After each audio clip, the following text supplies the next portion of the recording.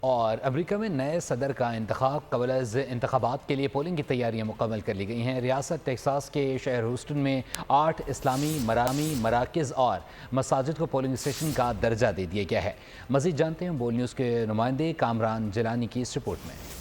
امریکہ میں نئے صدر کا چناؤ، ہیوسٹن میں قبل از انتخاب کے لیے پولنگ کی تیاریاں مکمل۔ ریاست ٹیکساس کے منی پاکستان قرار دیے جانے والے شہر ہیوسٹن میں 8 اسلامی مراکز اور مساجد کو پولنگ اسٹیشن کا درجہ دے دیا گیا۔ انتخابی شعور بیداری سے متعلق کام کرنے والی تنظیم کے سابق سربراہ اے جے درانی نے بول نیوز سے گفتگو میں کہا کہ ووٹرز کی سہولت کے لیے پولنگ اسٹیشنز کی تعداد بڑھائی ہے۔ ریپبلکن ہو یا ڈیموکریٹ ہو یا گرین پارٹی ہو، اچھے لوگ بھی ہیں جو کہ ہیومن رائٹس کے لیے کھڑے ہوتے ہیں اور فلسطینیوں کے لیے کھڑے ہوئے ہیں۔ کمیونٹی رہنما رفیع عزیز نے حق رائے دہی کے استعمال سے پہلے امیدوار کے بارے میں تحقیق پر زور دیا۔ ہماری کوشش یہ ہے کہ یہاں بھی مسلمان ہوں، وہ جا کے اس سال کے الیکشن میں نومبر 5 کے الیکشن میں پارٹیسپیٹ کریں، حصہ لیں۔ امریکہ میں مسلمان ووٹرز کی تعداد 25 لاکھ۔